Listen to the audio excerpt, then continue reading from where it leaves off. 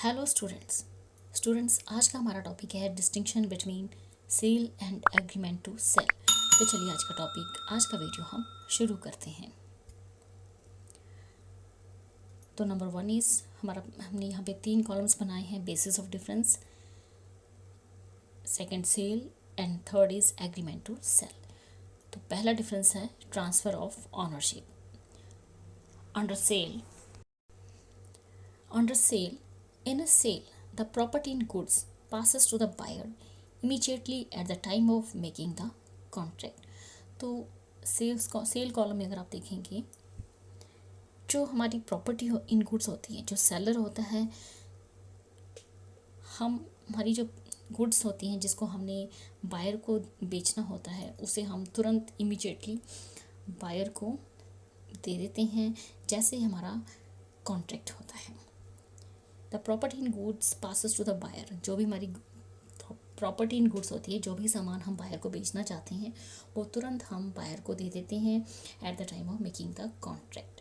लेकिन agreement to cell के under, in other hand, agreement to sale there is no transfer of property to the buyer at the time of contract. लेकिन agreement to cell के under हमारी जो property in goods होती हैं वो हम तुरंत बायर को ट्रांसफ़र नहीं करते at the time of contract. Second है risk of loss. Under sale, in case of sale, if the goods are destroyed, the loss falls on the buyer, even though the goods may never have come into his possession, because the property in the goods has already passed to the buyer। तो risk of loss under sale, तो अगर यहाँ पे हमारी goods ख़राब हो जाती हैं, डिस्ट्रॉयड हो जाती हैं, तो जो भी वो लॉस होता है वो सारा का सारा लॉस बायर के ऊपर आ जाता है, क्योंकि हमने एक्चुअल में तो गुड्स जो हैं वो हमने पास्ट कर दी थी किसको, बायर को। फिर चाहे गुड्स में never have come into his possession, चाहे वो गुड्स एक्चुअल में बायर के पास गई है या नहीं गई, लेकिन हमने वो प्रॉपर्टी इन द गुड्स जो है वो बायर को दे दी है। अब जो भी लॉस होगा वो कौन उठाएगा, बायर ही उठाएगा under sale. Whereas under agreement to sale, on the other hand, in case of an agreement to sale where the ownership in the goods is yet to pass from the seller to the buyer. लेकिन agreement to cell के under हमारा जो ownership of goods है वो हमने buyer को shift नहीं किया। एग्रीमेंट जो है हमारा, where the ownership in the goods is yet to pass from the seller to the buyer, अभी वो ओनरशिप जो है प्रॉपर्टी इन गुड्स हमने बायर को नहीं दी है, तो such loss has to be borne by the seller.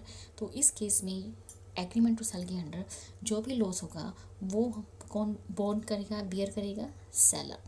Even though the goods are in the possession of the buyer, चाहे वो गुड्स अब बायर के पोसेशन में हो, तो भी जो लॉस होगा वो सेलर बियर करेगा।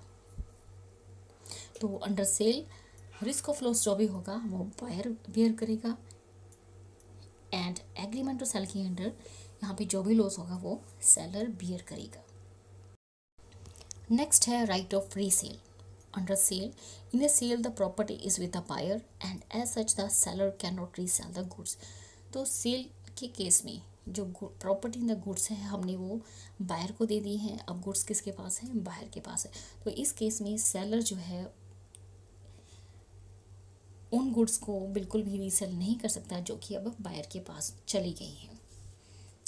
जो कि property in goods already transfer हो चुकी है बायर्स को, वो वाली गुड्स सेलर दोबारा सेल नहीं कर सकता है अंडर सेल। नेक्स्ट है under agreement to sale. In agreement to sale the property in the goods remains with the seller. तो एग्रीमेंट टू सेल के केस में जो प्रॉपर्टी इन द गुड्स हैं वो अभी किसके पास है, सेलर के पास है।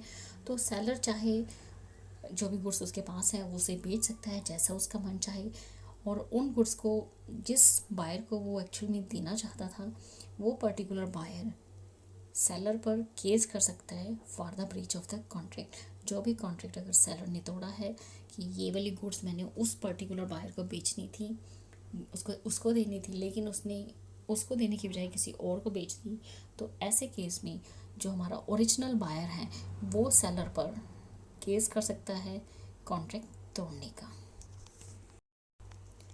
तो स्टूडेंट्स, ये था हमारा आज का टॉपिक। इस वीडियो में इतना ही। अगर आप हमारे चैनल पर नए हैं तो प्लीज़ हमारे चैनल को सब्सक्राइब कीजिए और साथ ही हमारी वीडियो को ज़्यादा से ज़्यादा लाइक, शेयर एंड कमेंट कीजिए। Thank you. Thanks for watching.